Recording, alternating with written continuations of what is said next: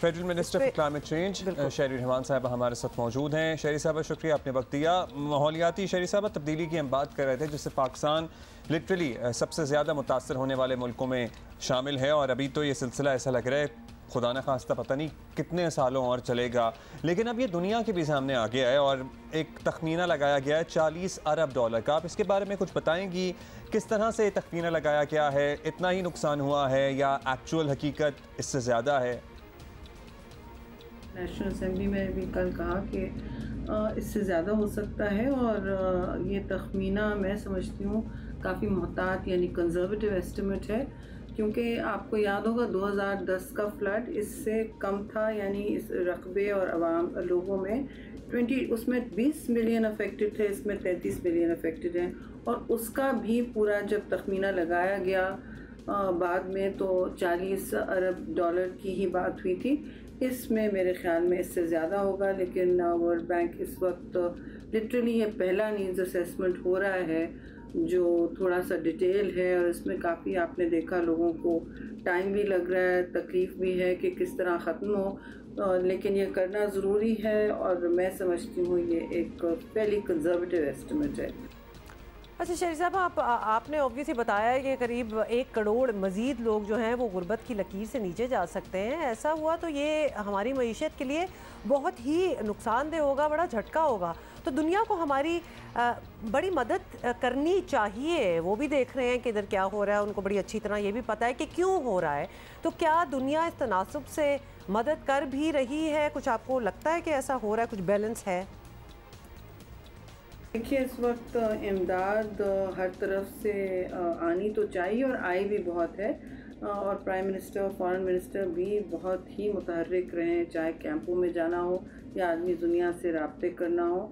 रवाबित सब से हैं, सब ने UN अभी जनीवा में फ्लैश अपील उनकी $1816 मिलियन के लिए हुई थी। सबकी आंखें नम ज़रूर हो गई थी वहाँ, और दुख में बिल्कुल शरीक हैं, लेकिन इस वक्त उनकी भी सप्लाई चेन्स, एनर्जी क्राइसिस सारे वेस्टर्न ममालिक में हुई। वेस्टर्न यूरोप का तो आपको पता है, और वहाँ जो यूक्रेन जंग है उसकी वजह से उनके लिए भी फूड क्राइसिस, और कई ममालिक में छोटी मोटी क्लाइमेट क्राइसिस भी हुई है। मसलन कनाडा में उनका नोवा स्कोशिया अपील चल रही है, फ्लोरिडा अमेरिका में फ्लोरिडा के हवाले से अपील चल रही है, अब वेनेजुएला में आपने देखा है सूरत हाल।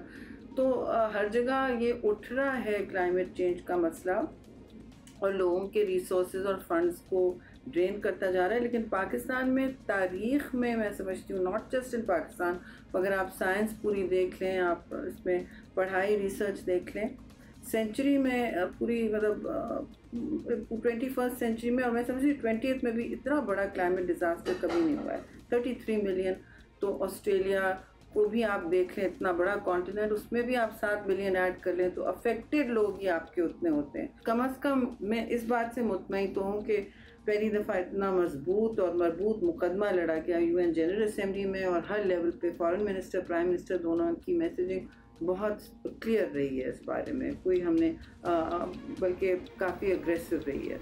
अच्छा शहरी साहब, माहौलियाती तब्दीली के असरात में तो सैलाब सबने देख ही लिया है, और आने वाले दिनों में मुख्तलिफ इलाकों में स्मॉग का मसला भी आपको पता है हमें फेस करना पड़ता है, जो बजाते खुद शहरियों के लिए एक प्रॉब्लम की अब तो लिटरली हैसियत इख्तियार कर चुका है।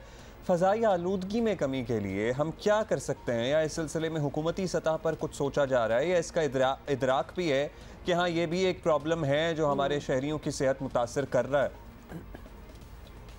देखिए, फ़िज़ाई आलूदगी एक आज का मसला नहीं है, ये पाकिस्तान के लिए भी एक अलमिया है। हमने इस पर काफ़ी काम भी किया है, और सूबों को ये एडवाइस ज़रूर किया है कि ये एनवायरनमेंट प्रोटेक्शन एजेंसीज़ जो होती हैं इनको थोड़ा बीफ अप करें, इनके कवायद और ज़वाबित और इनकी जो पेनल्टीज़ और इनके पास जो इन्फोर्समेंट का काम है वो शुरू करें। हम इस्लामाबाद के अहाते में भी बहुत कोशिश है, लेकिन देखिए मसला पाकिस्तान अकेला नहीं है। हम इस वक्त ग्रीन हाउस गैसेस में जो ग्लोबल वार्मिंग हो रही है बढ़ती चली जा रही है, और जो दुनिया में जो वादे किए गए हैं एक दूसरे से ही किए गए ना, तो उन वादों में भी इस वक्त वो जो टारगेट्स हैं, अहदाफ हैं, उसके पीछे हैं सारी दुनिया।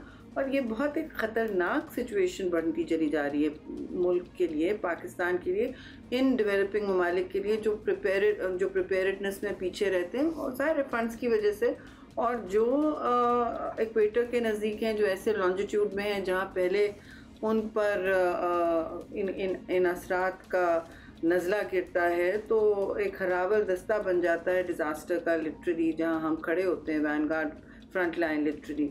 तो हम ग्राउंड ज़ीरो बने हुए हैं और हमें तो नज़र आ रहा है कि ये पूरी सेंचुरी जो टारगेट्स दुनिया ने इस वक्त लगाए हैं वो बहुत देर हो जाएंगे हम सब के लिए। कुछ सर्द ममालिक शायद बेहतर अपने आप को प्रोटेक्ट कर लें, लेकिन सारी डेवलपिंग दुनिया, जैसे ग्लोबल साउथ इन कॉन्फ्रेंसेस में कहा जाता है, वो अपने आप का अकेला तहफ़्फ़ुज़ नहीं कर सकेगी। अच्छा शहरी साहबा, ये भी बताइएगा, और इस बात से बहुत से लोग जो हैं थोड़ा सा परेशान भी हो जाते हैं और थोड़ा सा एजिटेट भी हो जाते हैं कि एक तरफ सैलाब के हवाले से इतने खौफनाक आदाद शुमार जो हैं हम डिस्कस कर रहे हैं, लेकिन सियासी मंजरनामे को देखकर लगता है कि जैसे मुल्क में कभी सैलाब आया ही नहीं। तो ये बड़ी अजीबोगरीब बात है। जलसों और एहतजाज की तरफ ज़्यादा तवज्जो जो है वो दी जा रही है। आप इस सूरत हाल को किस तरह असेस करेंगी? बहुत ख़तरनाक संगीन मतलब टेस्ट केस है पाकिस्तान के लिए, बड़े इम्तिहान की घड़ी है। और उस तरफ पीटीआई वाले देखिए खड़े हुए सुनना नहीं चाहते, लेकिन हर जगह देखा कि वो सबसे बार बार वादे करवा रहे हैं, हलफ ले रहे हैं, अजीब व गरीब नाटसी जैसे सलूट करवा रहे हैं लोगों से कि आप आएँ और हलफ लें कि आप लॉन्ग मार्च भरेंगे, जलसे भरेंगे। ये इनकी तरजीहात हैं। 1971 के बाद सबसे बड़ा ट्रॉमा है पाकिस्तान के लिए। सारी दुनिया आपको देख रही है और परेशान है आपके लिए, लेकिन आधा मुल्क ऐसा है कि जैसे बिजनेस एज यूजुअल, और बिजनेस एज यूजुअल से बदतर, बल्कि एज यूजुअल से बदतर वो इस वक्त भी चाहते हैं कि कंटेनर पे बैठ जाएं और लोगों को गुमराह करें कि आप फुस्तायत की तरफ जाएं, आप छोड़ दें हकीकत का साथ बिल्कुल दामन। मतलब हम कोई परफेक्ट नहीं हैं और आप लॉन्ग मार्चेस करें। बाबा हमने भी लॉन्ग मार्चेस करी हैं, आप इस तरह की लॉन्ग मार्चेस नहीं करते ना। ये कहते हैं घेराव जलाओ करो, ये कहते हैं खून खराबा करो, डंडे लेके आते हैं, तो फिर कहते हैं सेक्शन 144 नहीं डालो। That's nonsense, that's ridiculous. अगर दारुल खिलाफा को हम प्रोटेक्ट नहीं करेंगे तो फिर हम भी घर जाएं। इन्होंने आधा 4 साल उन्होंने सेक्शन 44 लगा के किए और ख़ुद उन्होंने 126 दिन कंटेनर पे गाना बजाना करते गुजारे। अगर उन्होंने फिर करना है, मोस्ट वेलकम, एक जगह चले गए जाएँ, जैसे सुप्रीम कोर्ट ने कहा था, जो भी पार्क है वहाँ बैठें और वहाँ अपना वीडियो पे लोगों को एंटरटेन करें, उनको गुमराह करें, उनको फैशिस्ट सलूट सिखाएं उनको। और बड़ी डेंजरस बात है जी कि हमारे पास अक्सरियत होगी। अक्सरियत हिटलर के पास भी थी और फिर आपने देखा क्या हुआ। अगर उस तरह की तरफ कैटेस्ट्रॉफी पे ले जाना चाहते हैं तो हम ज़रूर ऐसा हाथ पे हाथ रखे तो नहीं बैठे रहेंगे। बहुत शुक्रिया आपका शहरी साहिबा, बड़ी आपने इंटरेस्टिंग कुछ स्टैट्स भी बताए और बातें भी की, और ये very interesting that you should talk about this fascist salute